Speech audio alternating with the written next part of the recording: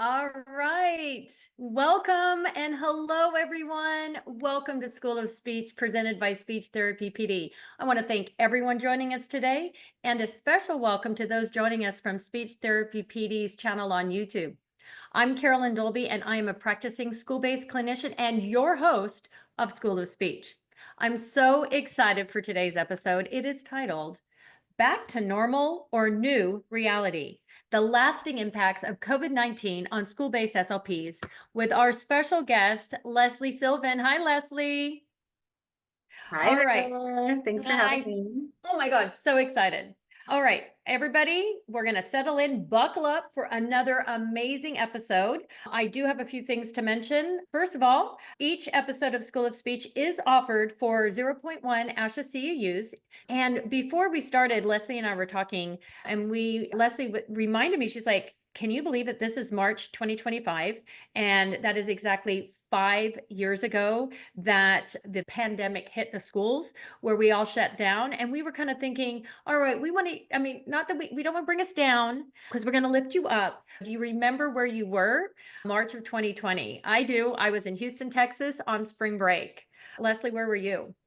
I was still here in Montclair, New Jersey, and right when it was hitting me was also my spring break. I'm a professor at Montclair State University, and I remember thinking, maybe spring break will be a little bit longer. And then, just as the days went by, realizing that things were about to change so much. So Yeah, it's a crazy memory. it's crazy. I can't So believe it those was of five you years listening, ago. yeah, I'm going to go over some of our disclosures. Okay, financial. For Lesley, just like she said, she is a salaried full-time professor at Montclair State University. She is also the author of Multi-Tiered Systems of Support Implementation Tools for Speech Language Pathologists in Education, which is published by Plural Publishing, that came out in 2021. And she does receive royalties for the sale of that book. And she's also receiving an honorarium from Speech Therapy PD for her participation today, with no non-financials to disclose. For me, I am a salaried employee of Portland Public Schools, and I'm compensated for the graduate courses I teach. And I'm also receiving compensation from Speech Therapy PD for hosting School of Speech. This is absolutely my dream job. Non-financial, I do consult for school districts across the nation in supporting and building their dysphagia programs, as well as staff training. Who cares about me? Let's learn more about Lesley. Dr. Lesley Sylvan is an associate professor in the Department of Communication Sciences and Disorders at Montclair State University, New Jersey. That's where my girlfriend's at. Woo, Nika. All right. She's also the program director of master's degree program. She is also the director of the master's degree in speech language pathology. Dr. Sylvan is a certified speech language pathologist with extensive clinical experience working with school-aged children, both in public and private settings. She completed her master's degree in educational policy and management, as well as a doctorate in human development and education from the Harvard Graduate School of Education. I mean, you're pretty cool. You're way cool.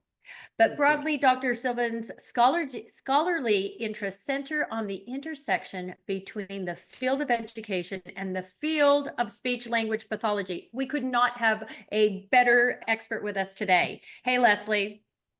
Hi, thank you for that wonderful introduction. And I'm loving these comments in the chat about where people were 5 years ago. So thank you for all of that too. It's Wow. really Yeah, we've got fun to see. Orange County here. Oh, someone was just about to graduate. Oh, Katie from grad school. Oh boy.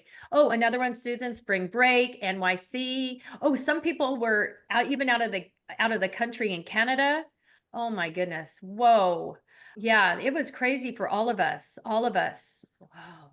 You know what? I know I'm going to ask you to tell us your journey, but I want to tell everyone before we do that, Lesley is a co-author of an article. It's Back to Normal or New Reality: How the COVID-19 Pandemic Continues to Influence School-Based Speech Language Pathologists. And I want to send that into the chat right now, if I can.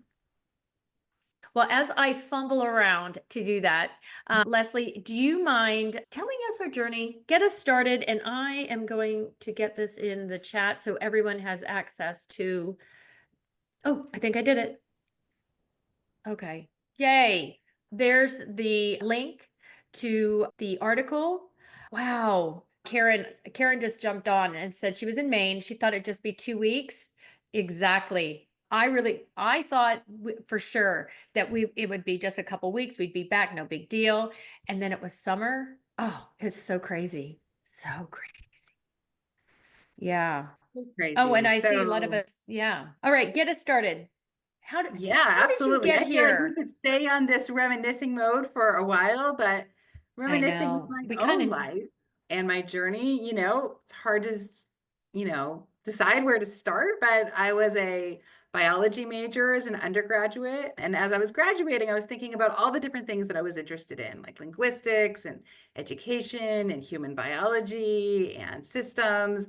And I came to find speech language pathology, and I thought this is amazing because it's an interdisciplinary field that really brings together so many different areas that were of interest to me. So I was interested in kind of that intersection of education and speech language pathology and science right from the start. And I've kind of stayed right in that place with the intersection. I really like thinking about different things and how they fit together. So after I finished my master's degree in speech language pathology, I went right to public schools, first in New York City. So I think I saw some New York City people on the chat, and then on the opposite coast in San Francisco. So got kind of a taste of all kinds of different schools and different settings, and just had a lot of questions about how educational policy is implemented and put into play as I was looking at my caseload and the work that I did, thinking about, why is this student eligible, but this student who's sitting next to them seems to have some of the same struggles. Why are they not eligible, right? How does this all play out? And thinking a lot about eligibility, why policies were written in the way that they were, what frameworks influence SLPs in their decision making. And I thought, I need to do more education on this, but I really wanted to look at it from an educational lens, which led me to get my master's degree in educational policy and then my doctoral degree in human development and education. And I feel like I've been really fortunate to kind of stay at that intersection and really think about that intersection as I've gone forward in my career. Now I teach classes about preparing to be a school-based SLP at Montclair State University and about looking at research and help organize my program and thinking about higher education and how that intersects with speech pathology. So that's, I guess, the beginning of my journey to share. I love it because most of my career well, almost all of it. I did do some home health and some medical to get my dysphagia stuff up and running, but my 25 year careers mainly been education. I started out actually as a teacher. That was how I got started before I went back. Yeah. So public school is my jam. I love it. That's why we're all here too for School of Speech. But then now I want to know. So I love the fact that you are in that intersection of SLP and education because that's where we all are. That's But right. then right? So welcome everyone to our intersection. How did you decide to study the impact of the pandemic? What brought that on? Besides Yeah. the So pandemic. besides the pandemic. Yeah. So back in March of 2025, we're all kind of going back and remembering that time. I was like a lot of you, thinking maybe it would be 2 weeks, 3 weeks, we'd kind of, pop back to normal. Yeah. But it became really quickly clear, right, to all of us that this was going to be a major disruptor, right, in society in general and K through 12 schools. And I was thinking, how is this impacting school-based SLPs? And even as it seemed like it might last forever, I knew it was like a moment in time, right? So it was almost like I almost put on my historian hat and thought, we need to capture what's happening to school-based SLPs at this moment because things will continue to change, right? Even as the pandemic continues, things will continue to change.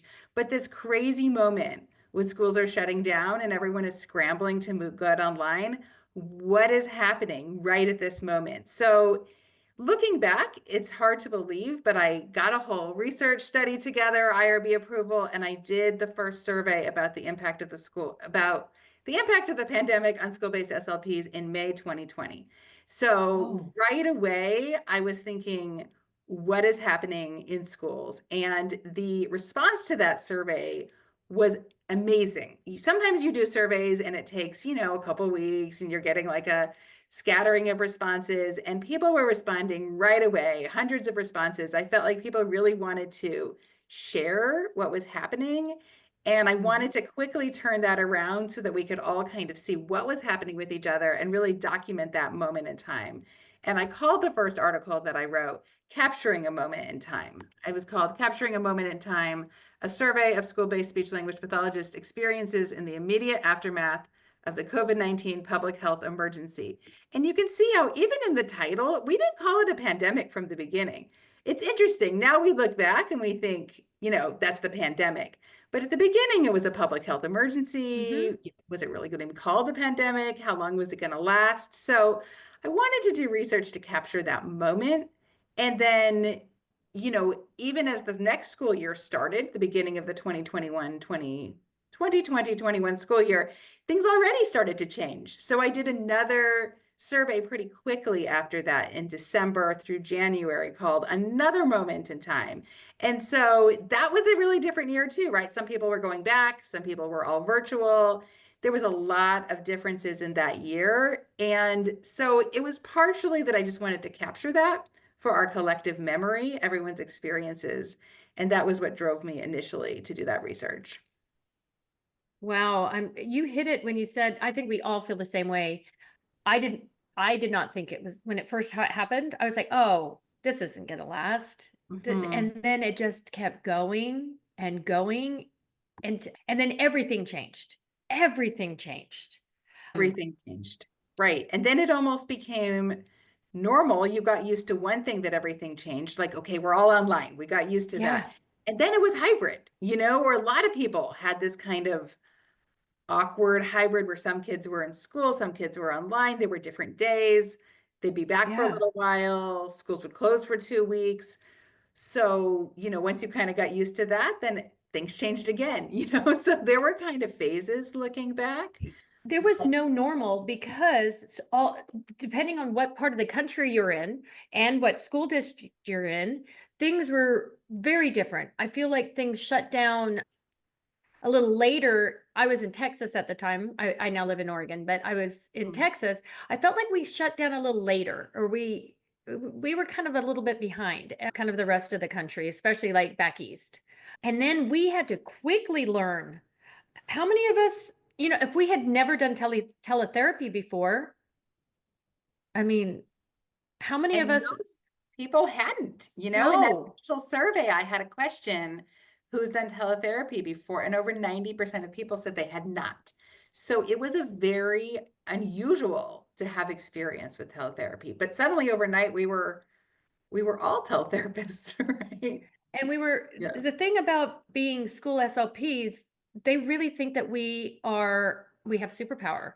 They expected us to immediately be an expert. And I think if I don't know, I know I'm having a physical response of the stress that had on all of us, of having to quickly pivot. And then and when you think about the population that we are servicing in the schools, which is a lot of it is the special ed. Well, they're all under special ed, but a lot of special needs children, and the effect of the pandemic and going virtual for those students too. Oh, it's huge. Right. It was huge. And, we were really on the front lines as school-based SLPs, talking to those families, talking to those parents, seeing those kids and helping them manage, right? Like, what is Zoom? What is the Zoom link? Some of these things that now we almost take for granted, right? Most people understand what a Zoom link is, but it was brand new. And that was just 5 years ago. It was just 5 years ago. We're not talking about ancient. No, you just like things were just jumping in my head. For example, not all families had, first of all, computers, let alone internet. There were so many things that we were not prepared for. Our families were not prepared for. My daughter at the time, we worked at the same district. She was the choir director at my district. It's so much fun. She was telling me one of her jobs was actually going on a bus with the assistant principal, going to the homes and handing out materials and supplies for the families, making sure that they had what they needed. I mean, everybody pitched in. Everybody was doing everything that they could do. But oh man, wow. That was a little shout out to my daughter. Truly, love you. It's wild looking back. And then, the most recent study, which I did, which I think you just shared in the chat, was at the beginning Mhm. of the 23-24 school year. And by then, in some ways, we'd almost stopped talking about the pandemic, right? In May of 2023, the World Health Organization said, there's no longer a global international emergency. It was kind of like the Mhm. official end of the pandemic.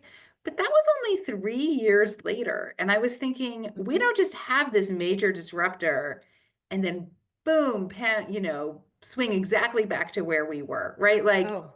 there are still things that are continuing to impact us as professionals. Even now, like we're starting to remember the stress, right? That was even more recent, Oh. beginning of the Yeah. 23-24 school year, and families and children and school systems too. So even though we weren't necessarily talking about it all the time anymore, right? Everybody was kind of anxious to get back to normal. Like, Mhm. what was still happening in terms of how it was impacting our profession? And from our profession's point of view, the students that they serve, the communities that they serve. So that was my motivation for that study, is like, what can we learn from that moment of extreme disruption, and how are we still dealing with the repercussions of it, even though we're not masking, we're not.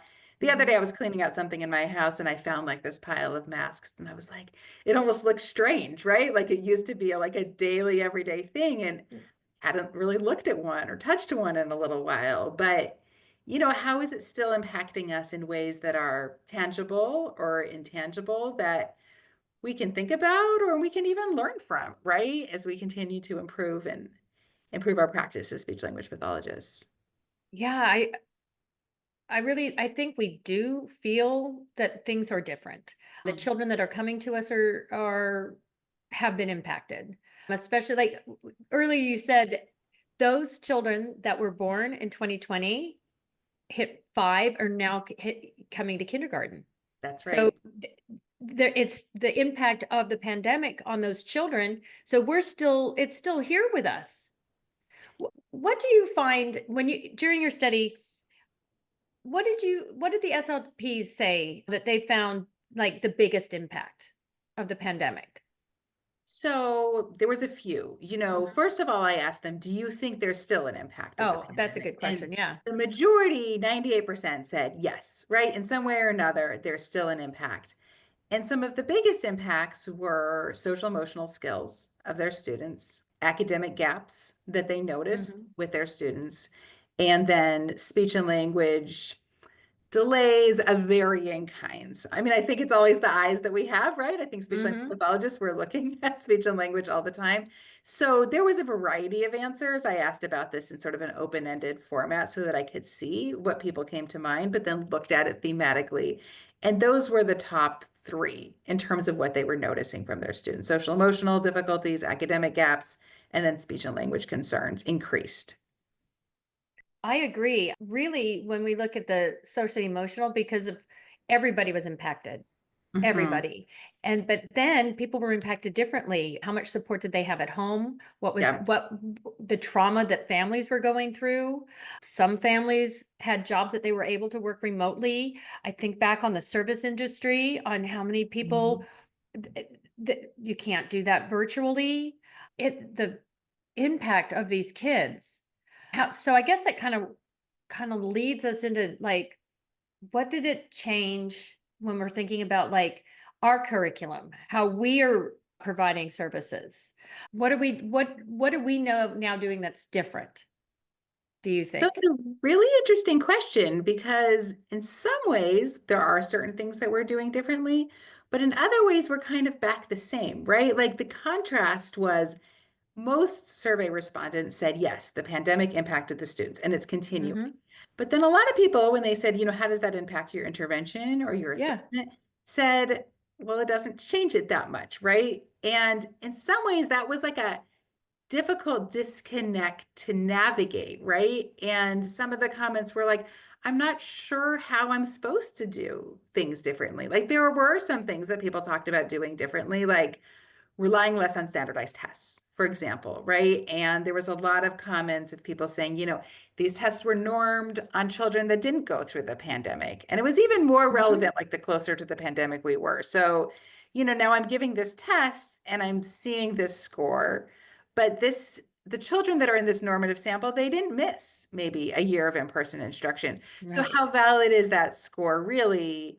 But then how hard is it to tease out what to do instead, right? And one thing that didn't change after the pandemic was the curriculum, the expectations, the standards, the norm reference tests. They didn't change. Right. Nope. Policies didn't change, eligibility, so it was kind of like this disconnect, like the kids have changed, but the expectations, both for the kids and for us, were not changed, right? No one said, okay, SLPs, we're going to decrease your caseloads in half because things are so much more complicated, right?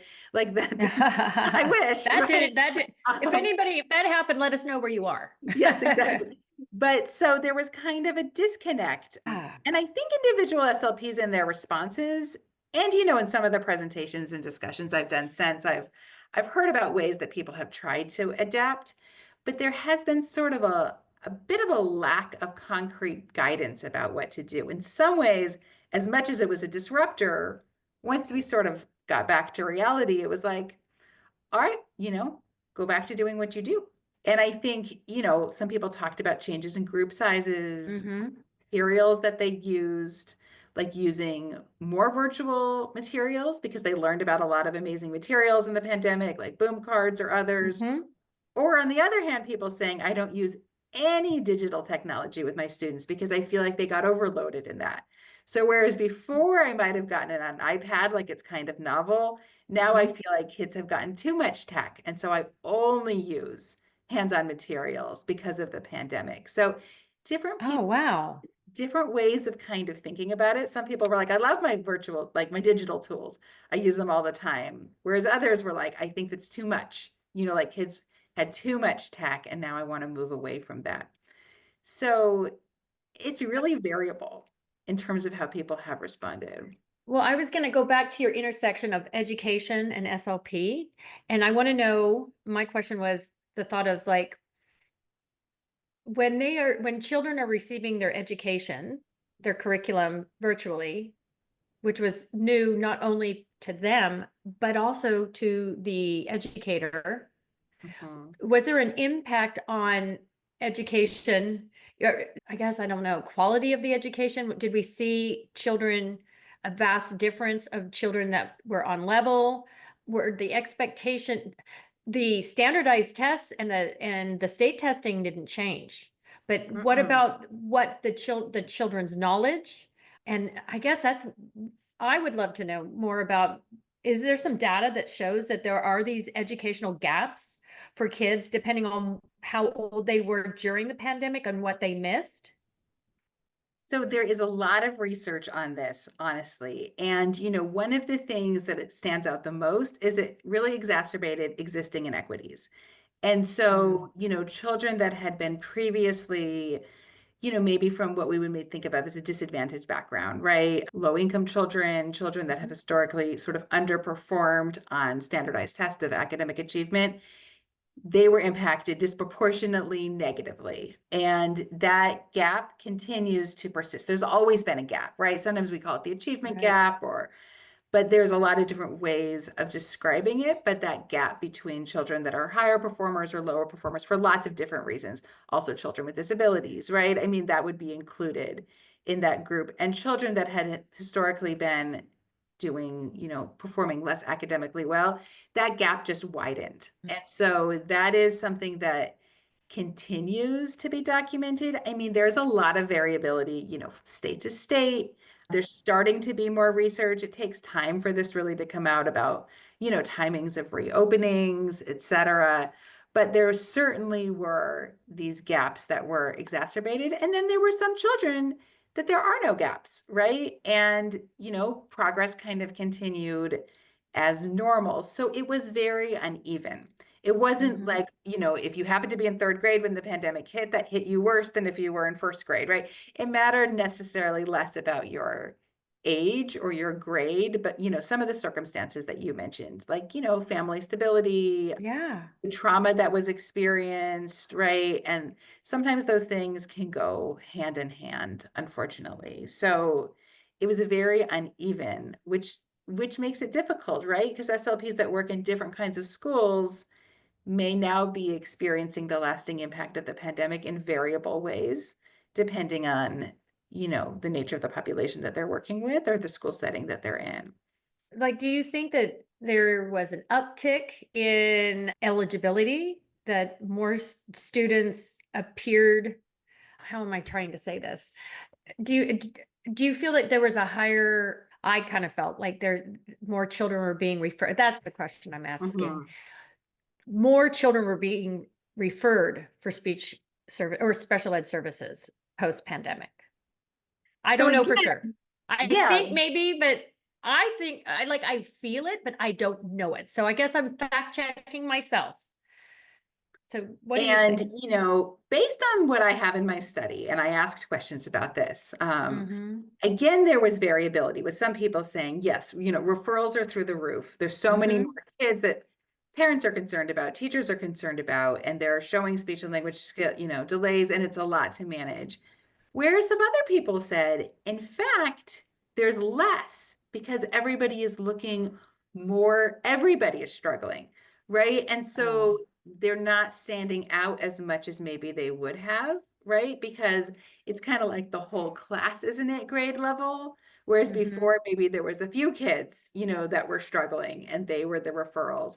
And so people were saying it's kind of confusing now for teachers too to think about who to refer when there's more almost like a universal struggles. And That's it's fascinating. interesting, right? Yeah.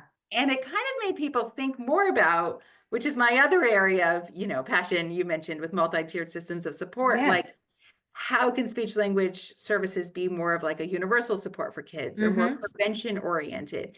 Because we were starting to see there's not this great difference between the kids that have had the referrals and all these other kids are struggling with the same thing, right? We know that it's not appropriate for all of them to be labeled as disabled, right? No. Not the intent. That's not the idea of eligibility.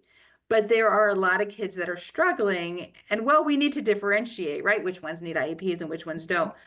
There's so many kids that our expertise could be extended towards. And I think there was a greater realization, like, how can we use our expertise, of course, to identify the children that we need on our caseload, but also to help everybody, because in certain settings there were a lot of kids, way more than we could ever handle and put on a caseload that were struggling in terms of speech and language or academics and literacy, that kind of Absolutely. thing. Absolutely. But I do you okay, I'm asking because I don't know the answer to this. Do you feel that there should be a change in norms, like social pragmatic norms for our children coming that experience that? This is a question I've spent a lot of time thinking about, Mhm. honestly, right? Like, should we change the norms?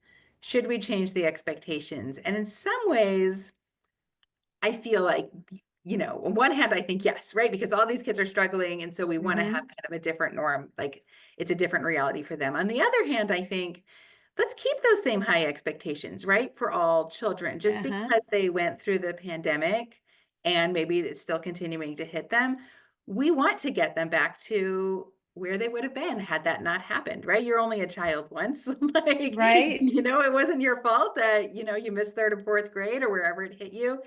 And, rather than changing the expectations, maybe think about changing the way that we support kids to meet those expectations with the extra support that they might need, and moving away from sort of this binary idea of like either you get support through special education or you get no support at all because you're not qualified for special education, right? Thinking about different tiers of support or different Mhm. differentiated levels of support, and thinking that it's more the norm that kids need support rather than the exception, right? And the kind of support they need could vary. Some kids, it could be social emotional support. Mhm. Reading is a big thing. I think reading instruction was very difficult online for lots of different reasons. Right. Writing, a lot of things. So it's not necessarily that everybody needs the same, but this idea that support can be more universal, I think it kind of makes more of the case for that. But it is a good question about norms, right? It is a good question. Yeah. And, hopefully one day this will really be in the rear view and we don't want to have changed the norms we're going to change them back, That's a good point. Yeah, exactly. And after I asked the question, I kind of thought that too, like, oh yeah, would we have to go back?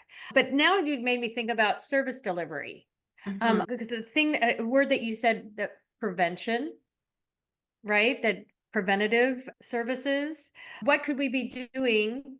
How could we be, well, in your survey, I think one of the questions you did ask is, how did service delivery change? Mhm.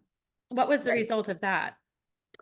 So, a lot of people had said their service delivery hasn't really changed, but they feel like maybe it should, right? And they Okay. were trying to kind of figure that out. People were saying there were varying things, but they were like, kind of doing things a little bit similarly, but it's not necessarily feeling like it's the same as it was, right? So maybe what used to work for you, I don't know, having pull-out sessions twice a week for 30 minutes, right? Like that's a very common sort of Right. service delivery model, but people were starting to say like, I'm doing it the same, but I'm not feeling like it's as impactful as maybe it was. It feels different.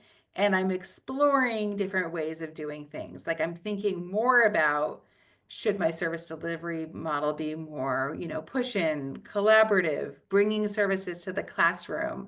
I had some questions about, are you more engaged with prevention-oriented services Mhm. or, with RTI, multi-tiered systems of support? These kind of fall under the same bucket. And do you think that there's a need for you to be?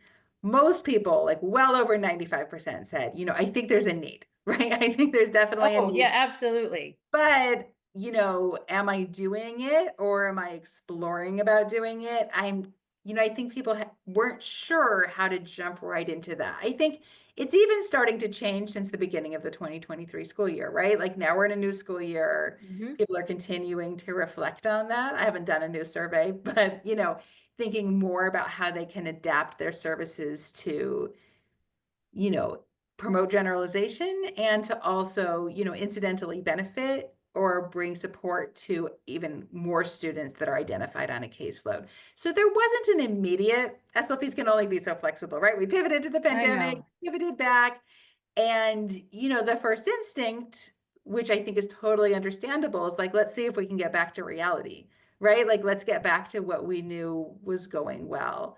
But then there's kind of like the feeling, well, is this working the same way? And then even Mhm. questions of, was this ever the best way, right? Like, it's an opportunity to reflect on ways to transform practice too, right? Like, it's an opportunity to learn.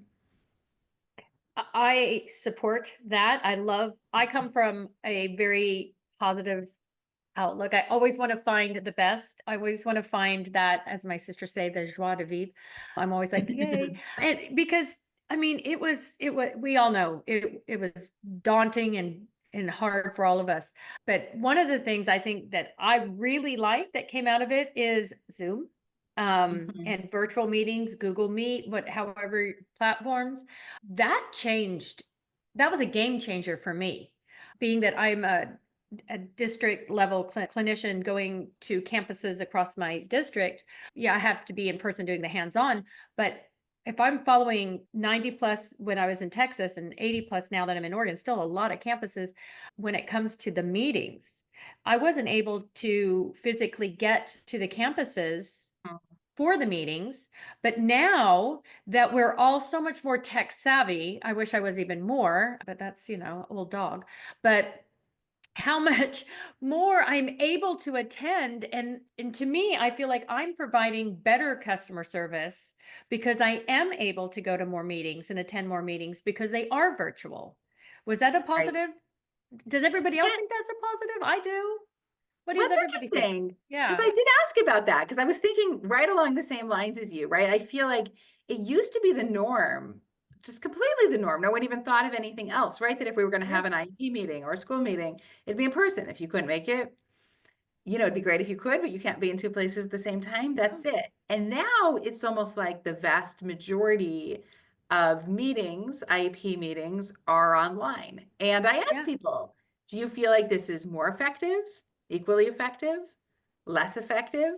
And I'd say that the most popular answer was, equally effective, or people saying more effective because, like you were just mentioning, I work on multiple campuses and sometimes it was hard with scheduling. But what's interesting too is that with people saying it was less effective, there were some. And so I think that reminds us with anything that's kind of like a silver, like there's a pro and there's a con, right? Like there's kind of two sides of it. And I had and a lot of opportunities in the survey to select answers, but then to give feedback, like written feedback, because I feel like that's kind of where you get the subtleties, right? Or the nuances. And some people were commenting, oh, I never really meet people's families. Like I feel like I don't Right. have that connection where I used to maybe at the beginning of the meeting kind of get to know them. There's things about sitting down with someone in person that you feel or that you can cover or a relationship that you can build that's just different. It doesn't mean that can't happen virtually, but we all feel the difference, right? Meeting a friend for coffee versus meeting a friend for a Zoom chat, you have a different feel, right? And I think that some people were saying relationships with families, connections that they had over the years, it felt more straight to business, right? You get on a Zoom call and you start talking about what you need to do and you're off. You're not kind of seeing the brother that's sitting there, having those side conversations. And similarly with professional development, I ask people like, compared to the pandemic, how often do you do professional development virtually? Huge increase, right? In terms of people doing professional development virtually, and a lot of pros, convenience, flexibility. But then in terms of district meetings or professional development within a district, some people were saying like, I miss seeing my colleagues in person. Some of those casual one-to-one conversations that build communities, I feel a little bit more alone, right? Like I just joined this district. I don't even know any of my colleagues. Like I've seen them on Zoom, but a lot of times SLPs are the only ones in the building, right? They may not know all the SLPs in the district. And, there's a little bit of a social element, right? You come, oh, I work at this school. I used to work there. It's not what's on the agenda, but sometimes those side conversations can be valuable and, build networks. So it's something gained and something lost, right? And, what's gained, I think, is really powerful, like you were saying. And, I'm seeing a couple comments. I have the chat open too, because I always Oh, good. see what Yeah, people because are I was saying, saying, for working yeah. parents, it's really convenient. But, and there can be more family involvement because, people can join more flexibly. I have 2 kids. I love it, right? Like if I need to meet with the teacher, I don't have to leave work, drive over, find a parking spot. I can meet with teachers pretty flexibly, but at the same time, you don't get to know there's a difference. And how do we capture that and think about it too? So that was one of my favorite things about this study is that it highlighted a lot of issues and both sort of like the positive sides and the drawbacks and just raises a lot of things for us to think about. And I get it that it is less personable, but again, I come from this, let's find the silver lining. Oh, absolutely. What I love about that, a lot more of the related services can join. There's a lot more, I feel. Megan, to your question, do I feel like I'm doing more work because I'm attending more meetings? Yeah, actually, in a way, I guess. But then no, because I have more time because I'm not having to take time driving to the location, I would have still done the work. I would have still, for me, being the dysphagia support speech pathologist, I'm maintaining their feeding plans of care, updating their PLAF, doing I've already talked to the parent, I've already seen the child. So all that work I would have already done. And so I guess it's a boon for me because I've already had to do all of that work. And instead of asking the campus speech path or the IEP facilitator or the case manager, whatever they may be in the district I'm at, to provide my information, even though I've already called a parent, but this way I can be there. So then if there is a quick question for me, or even a long question, it doesn't matter, I can answer the question, or I can say, hey, this is a great question. Let's get through the IP. I'll call you afterwards and we can discuss it more. So maybe not more work, more chances for me, for families to be able to interact with me. I know I'm a little bit different entity than the campus SLP, but any of the related services, a lot of them are unable to get to meetings because they're on a different campus. So I think it's depending on your discipline. It is, for me, I think I really enjoy the virtual, but again, when you hit it when you said district meetings. A lot of, that meme that says that could have been an email. Mhm. Right? So some of that is true. Like some of the stuff you're telling us really could have just been an email, and that could have been. So some of those virtual meetings are great because we're multitasking. But the downside of how much are we multitasking during those virtual meetings and maybe not really there? I find, I don't know. But that was a kind of a downside of it, is because I do trainings virtually on student plans of care.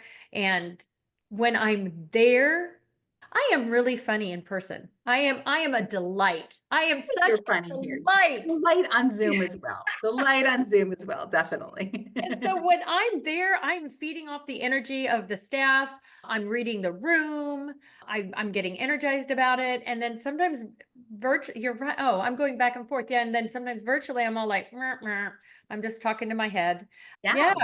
I feel the same. I do district training sometimes as well. And when I'm in person, it's always a hassle, right? Depending on where Yeah. it is and the travel. And I love to do virtual things too for all the reasons. And I think we all do, right? But then sometimes I just see gray boxes and I think, oh Yeah. man, like I don't know who is listening, what's happening. And I think it's not to take away from any of the positives of the silver linings that came out, Hmm. right? It's just to kind of think about what are the trade-offs and acknowledging them too, right? Especially with this district meetings. And I think that more than anything else, that's where it came out in the survey, is just getting a chance to socialize and meet your colleagues, right? Maybe the meeting could have been an email, but the Hmm. conversation that you had walking in the door where you said, oh, I've had a rough day, and someone said, oh, I've had days like that, here's something I tried, or how's something I did. It wasn't on the agenda.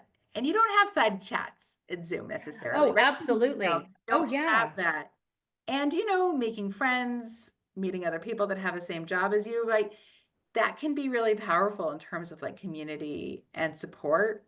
I mean, on the flip side, I've made some nice friends online myself, right? Like there can be a lot more ways. One of the findings from my first study about the pandemic was how much people loved learning from other SLPs all around the country in a way that they hadn't before, because they felt Hmm. like everybody jumped into action, sharing resources on social media, on different sources, and they felt like, wow, everybody really stepped up to support each other, right? An SLP in Texas made some materials, put them online, and an SLP in Oregon, right, Yeah. using them. That happens Absolutely. a lot more. So it kind of felt like this sense of a big community, right? Not necessarily the SLP next door, but the whole community helping each other. And I think that that was one of the initial, like, real silver linings, is feeling like the powerful, positive energy of the school-based SLP community just helping everybody, regardless of Amen. district, location. We I were find it all. so interesting, like the upsides and the downsides, and neither one cancels each other out, right? There's just a lot I to reflect on. we find the best, as Carolyn, in the words of Carolyn. Yes, we're always going to find, I always like find the happy spot. I always want to find like the positive of it. But now oh wait, now I just forgot what I was going to ask. I'm sure it was Mhm. profound as well. Absolutely. Oh, now I know it. I remembered it now. Okay. So we're looking, case sizes are not going down, right? Caseloads are not going down. We talked a little bit about service delivery, but I want to talk about virtual teletherapy. And because we still have such a need for a need for SLPs. We don't have enough. We need more. Make more, Dr. Sylvan, make more. We I'm need more of trying. I'm us. trying. So in your studies and in the research, is there any data that you can lay on us regarding the benefit or the benefits of whether being in person or teletherapy? Is one better than the other, or do they are the outcomes similar? So I love that question. I don't know that I have the exact I know answer. it's a big one. I know. I Sorry, that was a big One thing that one. was very interesting is that when I did the most recent survey in 2023, I had a questions to say, are you day to day an in-person therapist or a virtual therapist, right? I didn't even think about asking that in Mhm. 2020 because it was so rare, right? No. But there was a percentage of people that answered the survey that are school-based SLPs that work in full virtual positions, not because of the pandemic, just that's the position that they have, right? Their students maybe go to school and they are a virtual SLP. And I had specific questions for them on my survey about, how did you decide to become a virtual SLP? Were you a virtual SLP during the pandemic? And one thing that I thought that came out, which was very interesting, more from the professional side, right? Less about maybe the student impact side, is that a lot of people were talking about, well, I never thought about being a virtual SLP before, but in the pandemic, I did it and it turned out I loved it. And I didn't want to stop doing that. And, in some ways, it opened up the door for so many people to even contemplate being a virtual therapist that may have never thought of it. Right on my first survey, 90% of people had never done it. Now most people have at least tried it, right? The pandemic kind of accelerated people's training and exposure to it. And so there are some SLPs that said, once I started doing it, I realized that that's what I prefer to do. And now this is really where I want to stay. And I thought that that was very interesting. Most of the people that, now this doesn't capture everybody, right? You never capture everyone's experiences on a survey. So I can't speak for everybody out there, but some of the responses on my survey were like, I wasn't a virtual therapist in the pandemic or before that, but then this opened up my eyes and I decided to do that. And then I did another recent paper, which was just recently published, about how virtual speech language pathologists can engage in prevention-oriented work, right? And that's, and that was for another episode, right? Because there's so much to think about there. Yeah. But, as virtual therapy becomes more prevalent, I don't have all the numbers, but I feel like, at least anecdotally, talking to a lot of special education directors in different areas, they're having more virtual SLPs than before, right? Partially because of staffing, like you mentioned, staffing shortages, but I think a factor of it is SLP driven too. Some people prefer, right? Even if they could find an in-person job, they're looking specifically for that job. And so how do they engage with all the different functions that happen within a school? SLPs wear so many hats. We all know that, right? They do interventions, assessments, prevention, collaboration, all of those things. And I think a lot of the studies that have been done on virtual, speech language services have focused on assessment and intervention, which makes sense, right? That's kind of our bread and butter. But thinking about all the different functions and how those intersect with virtual therapy, I think that there's room for a lot more research to explore it. And, spoiler alert, like other things, is that there are some things that virtual therapy really facilitates, right? And in some ways makes easier. There are other things that it makes harder. Some of the challenges are the same. And so there's a lot of subtlety to kind of explore. I think it's not a, yes, it's equally effective, or, no, it's not. It's, lots of different contextual factors related to the school and even the therapists themselves, right? What kind of support they have, what their caseload is like, what training they get, right? All of these things matter. It's not just a, this versus that, which one is, more impactful versus the other. Right. I'm sorry. I had literally had a flashback to hybrid and I did not like it. I'm sorry, everybody. I feel like it's nobody's favorite. If anybody just saw me right then, I literally flashed back to the thought of hybrid when you were trying to manage in person and then you had some on the computer, and that, people, was insanity. That was insanity. And what's so different now with virtual therapists is, like, now when you're a virtual therapist, you're not doing it because of an emergency. No, right? exactly. And so that feels very, very different than the experiences of doing it because it's an emergency.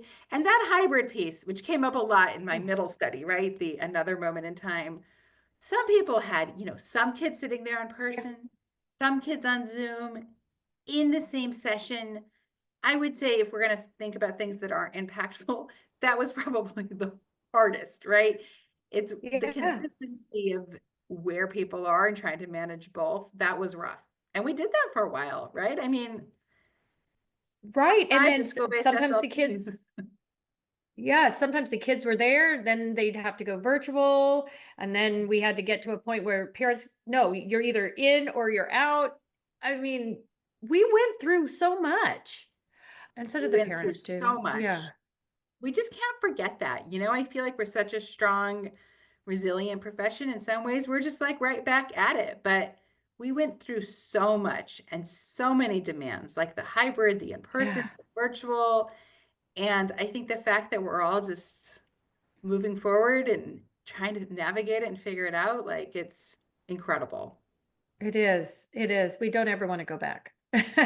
No, no, let's hope You know, not. we're stronger because we went through it. And I do, again, some of the benefits from it is the virtual aspect. Mhm. Again, with the meetings, yes, sometimes, but then teletherapy being an option for a lot of SLPs that want to provide services in on that platform doesn't work for every student. And again, neither does in person for every student, I guess. Looking at it case by case basis, I'm sure it would be hard to find outcomes specifically because each student's different Right. and each, So many factors to consider. oh, And so many.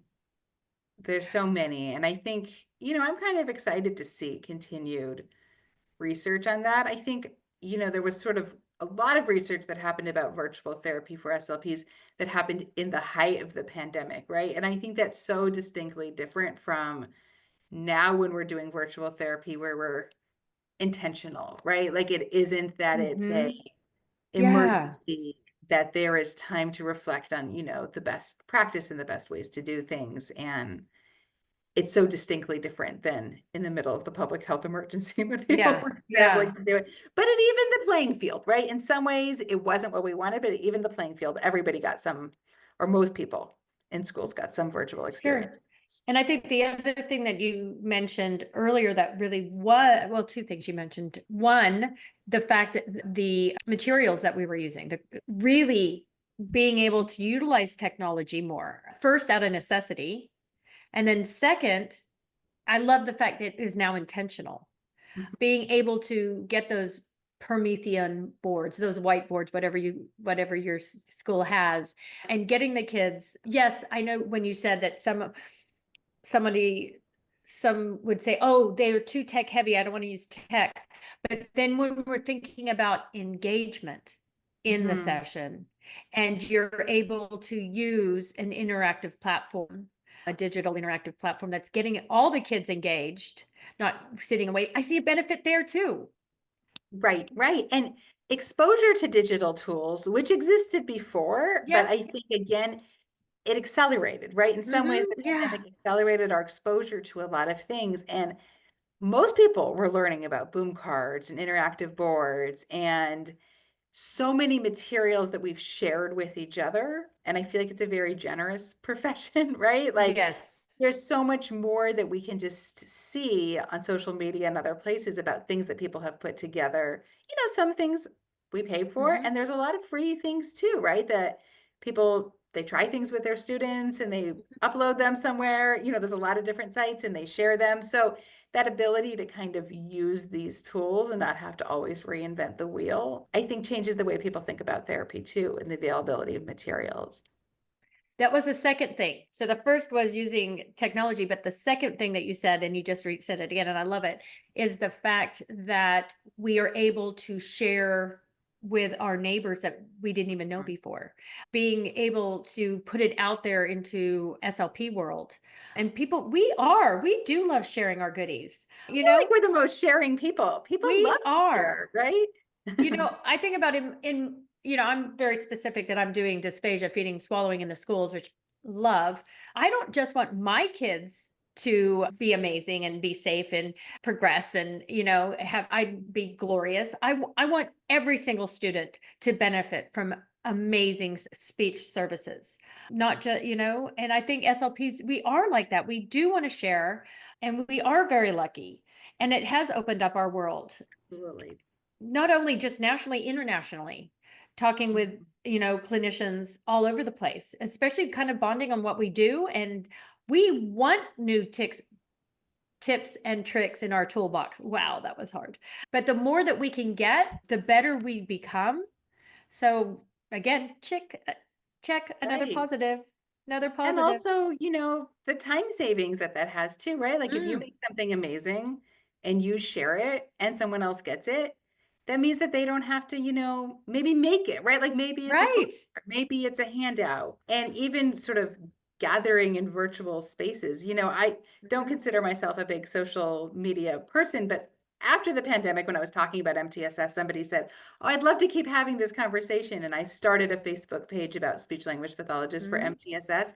And it just kept growing, and people come on and share ideas and materials, and I'm able to interact with people. So that was a post-pandemic thing for me. Mhm. And I feel like that is just another example of what we're talking about, people coming together and giving even advice, sharing materials, all of those things. So, Sorry, you went out for you. I did. It could be me. I didn't hear you for a second, but oh, you're I'm back. sorry. I feel like you look like for me that you froze for a second, but Okay, it I was must have just been me. saying, either way, just this idea of having these more spaces where people aren't just sharing materials, but they're sharing advice and support. And, Absolutely. I love you know, it. People have more access to me. I just had somebody reach out to me in a district that I've not been to. They saw me virtually somewhere, and I mean it. Reach out to me, ask me a question. I collaborate. I am the biggest collaborator. I don't hide what I have. I want to share it. And I was like answering the questions and loving it. I love collaboration. And then at one point I was like, you know what? I can't answer that question without us, like, we need face to face. So I mean, there are some limitations. Sometimes I do need to, I mean, it's still virtual, I guess. Yeah, we're gonna do a Zoom. you But may hop on a Zoom with I someone love it. in a second, right? Mhm. And, Yeah. I'm the same way. I feel like people reach out to me and I'm always happy to share. And sometimes it's the same thing. I'm like, let's set up a Zoom, like let's Mhm. talk. It doesn't matter if you're on the opposite coast or in Yeah. Canada or other places, like we can share. And I think people that just became a lot more normal Mhm. post-pandemic. It wasn't that it was impossible before. There were phones. It was just 5 years ago. But I think it did accelerate it, which, It as did. terrible as the pandemic was, I feel like it's fun to talk about some of the good silver linings that came out of it. Absolutely. Again, going back to materials, not then I had a flashback to doing all that laminating and cutting out and making a folder, making those hands-on things versus getting something digital, not having to print and copy and no, I don't even want to say the dirty word worksheet. Yeah. I didn't even say it, people. I didn't even say it. Oh, Jody, I don't want to. Do you mind sharing your Facebook site? Oh, absolutely. Can I put it in the chat? Yeah, do please, please, please. All right, I will do that. And certainly anyone is welcome. I think that this is it. Make sure I got the right thing. Yep, speech language pathologist for MTSS. And I love it. I feel like I've made a lot of great connections with people there, and people come and ask questions about MTSS implementation, which, was certainly part of the conversation before the pandemic. Like I talked about in my survey, I think people are realizing Mhm. its importance, wanting to engage more, thinking more about it. And so it's been a nice space to talk about things. Sometimes I have live Facebook events where we just all get on and talk and share resources, or Oh, invite people wow. just to learn. It's not formal like this. It's a little bit Mhm. more, informal. If there's been, Mhm. recently there was a lot of questions about universal screeners, right? What's a good universal screener? How do you implement universal screening? And that's really part of the tier 1 of MTSS. And since I saw so many questions, I said, let's all just have a conversation about it. And I brought some people that I thought were experts in that area. And we just had a Q&A time. And it's nice to be able to just jump on, ask your questions, have a conversation in real time. So certainly feel free to join. I'd be happy to see anybody there. Do you mind? Because we do have some just listening, so not live, and they might be listening in their car in a little bit, or on Monday when it loads again. Could you tell us what they need to put in you said speech language pathologist or SLP for MTSS? What is it? Yes, it's called speech language pathologist for MTSS. So, Speech language pathologist for MTSS. yep, that's Okay, it. just saying it for those in the back. Okay, Make sure perfect. All are welcome. Yay. Oh my gosh, Lesley, I literally just looked at the time and I cannot believe our hour is up. This has It been was so amazing. fast. Oh my gosh, so Thank you fast. so And much for having me. This oh my was gosh, no, such a thank wonderful you. conversation, and I really appreciate you inviting me, and so much to think about. I feel like I want to go write another paper right now, Well, I will be following you. I don't say stalking. I'm just going to be following you because I want definitely, I want, and I do want you to come back. Actually, I'm really interested in getting more about that preventative, that MTSS, the RTI. I haven't really had an episode on that. So I think that would be really great if that's Well, something I you'd would be. love, that's like Yeah. my favorite topic. Okay. Love Done. talking about the pandemic, but Yeah. MTSS is one of my very favorite things to talk about. So anytime, All right, so anytime. we're gonna shake off the pandemic. We got it off. We all got we got through it. We've done that. We're taking the positive that we're all sharing that with the virtual. Yeah, that's a big yay.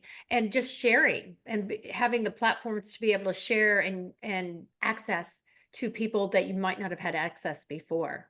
Right. So, all right, I know I want to keep going, but I honor your time. I just want to thank you so much for being with us. You have been amazing. It's been phenomenal.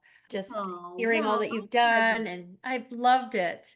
I really love. You. And so thank you for being on School of Speech. Yay. Of course, well, I'd love to come again. I'm so glad that we connected. I hope we Oh, meet in person in real life one I day. can't wait. Yes, we are. We will. We're Yeah. going to make that happen. But you are definitely coming on again. I just need to thank everybody for listening. Thank you, everyone, for listening. But I know it's time for us to say goodbye. I do want to thank absolutely everybody for tuning in. And I really hope that I see everybody on our next episode. Okay, guys. Bye. Thank you. Thank you. Bye-bye. Such a pleasure to be here. Talk soon. Talk soon.